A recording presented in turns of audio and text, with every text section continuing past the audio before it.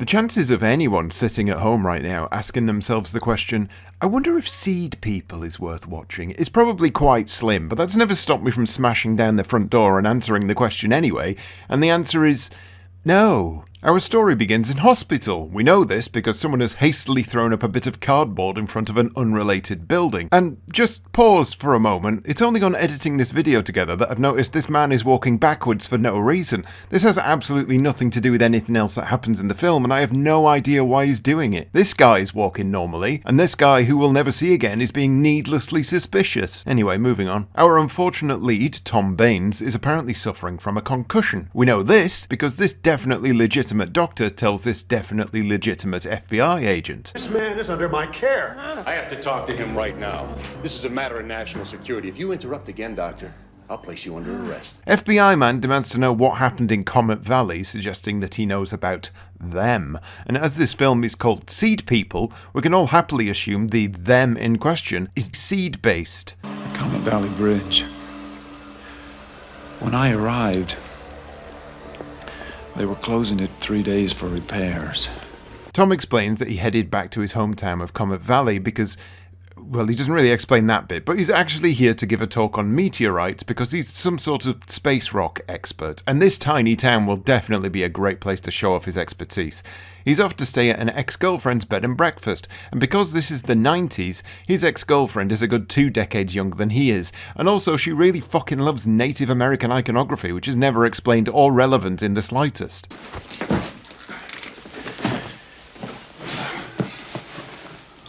But you haven't changed. Tom immediately tries to show off his own totem pole to his ex, but she's having none of it because she's in her early 20s now, and, well, that does beg the question on how old she was when they were first dating. We all need to stop asking that because she's got an exposition dump to fart out. When Sally died, I not only lost my sister-in-law, I lost my best friend. And I'm the designated mother for Kim now. I am the designated mother for Kim now is definitely a sentence humans say naturally, and this is Kim. Now, the actress playing her is 16, and I think it's fair to say that the director wanted to try his best at making her look as young as possible by shoving her in dungarees, which we all know are only worn by painter and decorators or toddlers. If they have one strap hanging off, then they also double up as perfect fodder for rednecks. Anyway, Kim is upset with the maid because, let's be honest, she's probably just racist. There's nothing wrong with me. It's Mrs. Santiago who's weird. I can't stand to be around her. That's enough, Kim. She's going to hear you. She's literally right there. She heard all right. Now, it doesn't take a genius to work out that this woman is a seed person, whatever that means, and also she doesn't know how to use a sink properly, so she's a fucking terrible maid. She does manage to announce when people have already entered a property quite well, though. Sheriff Yates is here. No, not yet. Still just a deputy. Deputy Sheriff Yates turns up to get all jealous about Tom staying at the B&B, which is pointless filler content for this film, because absolutely nothing happens further down that thread. So we skip on over to Frank, the father of ex-girlfriend B&B owner, whose name I can never actually remember, because he's off to irrigate a field, and he definitely isn't going to get a bucket load of alien plant cum in his face.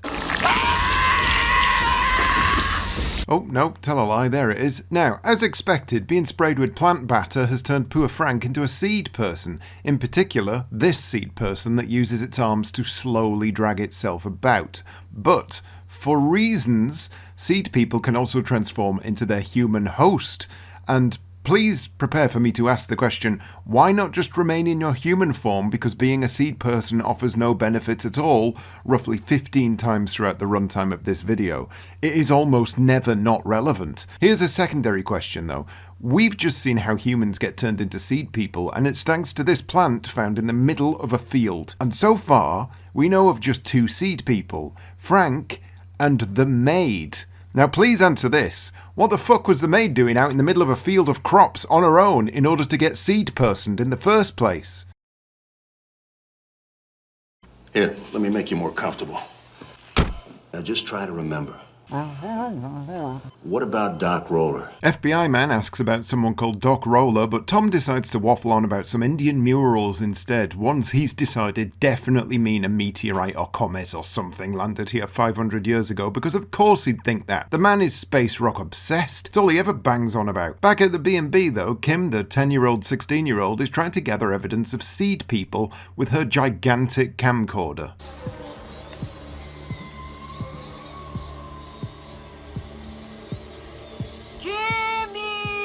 I'm definitely not a seed person.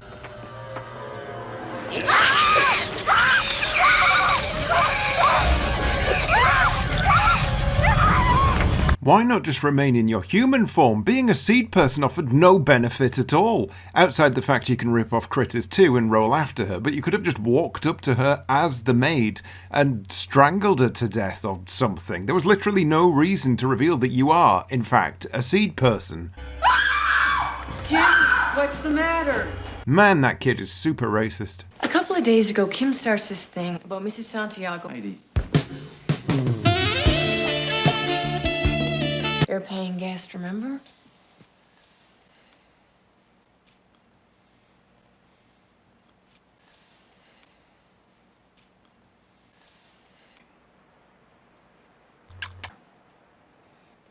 It's all over now, Tom. Okay. Tom, the creepy meteorite fondler, strikes out again, but forget all that because it's time for someone else to get seed-peopled. What in the ding-dong heck-a-madoodle hell is that? This time by a load of chickpeas. Terrifying stuff. What about Doc Roller, Tom? What about Doc Roller, Tom?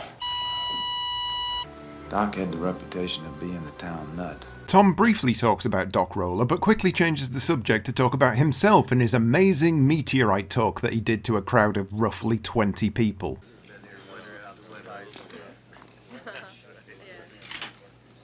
Meteorites.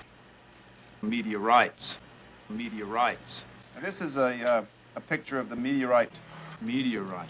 Meanwhile, Doc Roller has a seed person try to run him off the road, or at least we presume it's a seed person, it never actually shows you. And you may be wondering what happened to the other guy that was with the man who got chickpeed in the face. Well, here he is, running down the road, trying to avoid Doc Roller's car by running directly in front of it for a solid minute instead of, just getting off the road. Apparently he wasn't that much of a big deal though, because it's only ever mentioned once that Doc Roller may have killed a man with his car, and nothing ever really comes of it because the film is more interested in Tom Bain's creepy sexual advances and the seed peopling. Tom's boring meteorite talk is finished and he's approached by a man who wants to show him a special rock he found and placed in the boot of his car. This thing, which is most definitely not a meteorite, is swiftly declared as definitely being a meteorite by Tom, a man who has never actually seen one in real life. He takes it away with him so he can fondle it in the privacy of his ex-girlfriend's B&B. Meanwhile, the police decide it might be worth checking up on Doc Roller because he's probably killed a man with his car. You crazy old fool, what are you doing? This absolutely useless police officer tries to arrest Doc Roller, but instead ends up electrocuting himself, as you do, and then as the doc gets away, he gets seed-peopled right in the face.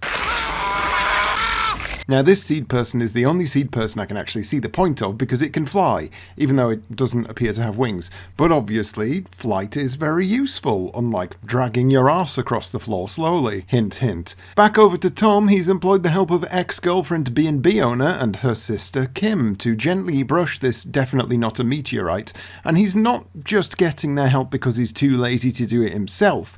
It's the perfect opportunity to continue to be a weird lech. You're a pretty cool guy, Tom. You're pretty cool yourself, too, you know. That smile of yours lights up the whole room like your Aunt Heidi.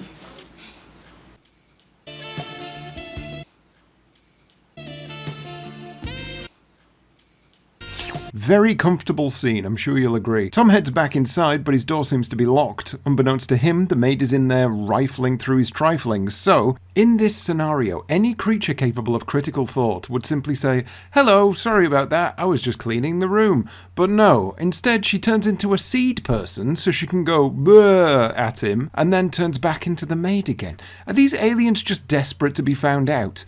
Once again, why not just remain in your human form, because being a seed person offers no benefits at all.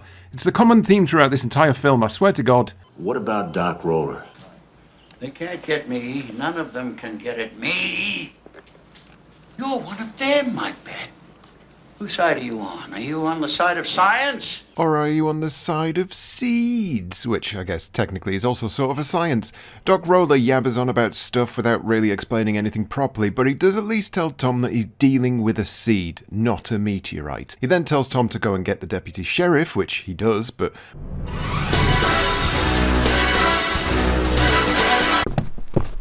the doc has ran away, and the deputy sheriff goes absolutely ballistic at him for not doing a citizen's arrest on a suspected murderer who was armed with a gun. You let him walk out of here! Oh, so what was I supposed to do?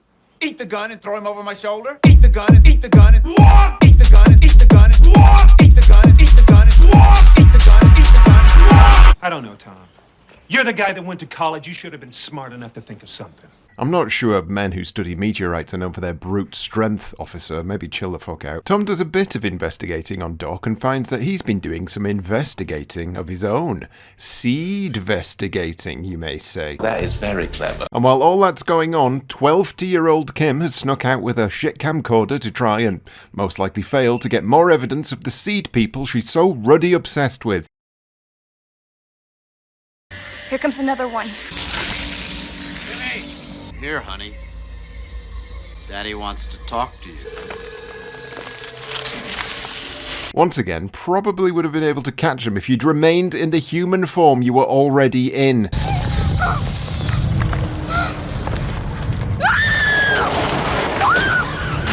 Unfortunately for Kim, the camcorder got wrecked, so her evidence gathering would be a waste of everyone's time if Tom the meteorite expert hadn't taken his minor in VCR repair. That. What even is that? With this proof of a big blue bottle in the woods, everyone is now on board that there are definitely seed people, and that is a bad thing. Tom heads over to the police station, where no police officers apparently are, and helps himself to some guns, which are handily placed out in the open under no lock and key. Doc's involved in this. You showed us a journal. Mighty Doc didn't kill Fraser, for Christ's sakes. Nobody human can do something like that. We don't know what we're dealing with. Meteorite. Doc Roller is asleep in a cave, of course, and somehow Tom knew that he would definitely be in that cave, somehow, but it's fine because they're friends now and they're going to go and save everyone, or actually, no, Tom is just going to watch things happen even though he has a gun in his hand. I just want a hug, oh. So, an hour into this film, they have now decided that the seed people have the capability of mind-controlling other humans, and I think it's important to once again state that this would have all been a lot easier if they just maintained their human forms throughout this endeavour. Why are they even killing people in the first place? Just mind-control them. It is surely more useful to have an army of zombies than an army of actual corpses, is it not? The seed people are bloody idiots. Why didn't you try to stop them? Because I knew the creature was alive inside of Frank and it would have done no good. Wait, what? You can't kill a cactus with a bullet. That has never been established at all. Nobody at any point in this film has even tried to kill a seed person, so to assume a bullet wouldn't kill them, that doesn't really wash as an excuse. You were just a massive fanny, Tom, admit it. Think I'm hallucinating here, not just because I got hit in the head? Well, I'm not. This is true. It's real. What about Doc Roller? Tom. Now what about Doc? Tom and Roller discover that the seed people and their mind slaves have been uncovering a giant seed that spits out even more seeds. Seeds within seeds. And they form a plan to destroy the alien menace with UV light, even though all the aliens are currently milling about in the sunlight, which, you know, contains UV, but whatever. The guy who they're nicking the lights off thinks they've gone absolutely crackers, however, and who can blame him, let's be honest. Two seed people turn up, and this guy runs to them for help, thinking they're human. Clever boy. Be careful, he's got a gun. Where are they, Bert? Okay, why ask where they are and then immediately turn yourself into a seed person? He's not going to answer you while you're turning into a legless goblin, is he? Once again, why not just remain in your human form, because being a seed person offers no benefits at all. Anyway, that's him dead. Over at the Shagging Palace, Tom's ex-girlfriend and the deputy turn up in seed brain form, and they try to steal Tom's seed, but the UV light burns the seed brain right out of them, and they become normal again. Or as normal as anyone in this film can be. It's the light. It's the ultraviolet light. Tom?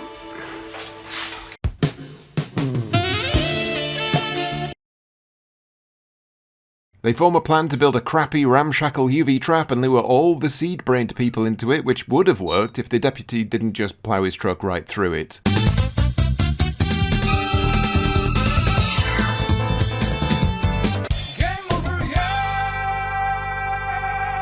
Oh no, the cables are so slightly too short. While Tom ineffectually fights off rubbish aliens, Doc Roller sacrifices himself to turn on the UV lights, and oh look at this!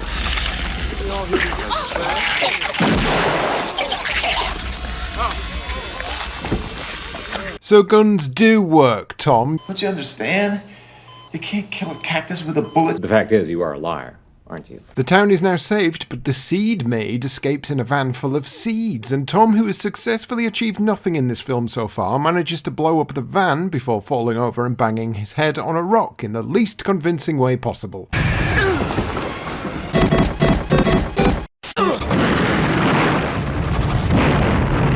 And that would be the end of the film, but of course Tom is still in hospital, and the FBI agent needs to ask him about Doc Roller again. What about Doc Roller? Doc Roller. I told you everything that I know. What happened to Doc Roller after he grabbed those power cables? He was burned so badly he couldn't even recognize him. How do you know that, Tom? You left on a truck while it was happening, and you've been in hospital ever since. Anyway, we end on the twist that everyone saw coming a million miles away, and that everyone at the hospital is actually a seed person. Which makes zero sense at all, because we've been taught that seed people talk like this. Kimmy! Supper! And this. Daddy wants to talk to you. And not this. What about Doc Roller? So thanks, film, for throwing a final insult onto the bonfire. 2 out of 10. Eat the gun and eat the gun and eat the gun and eat the gun and eat the gun and eat the gun and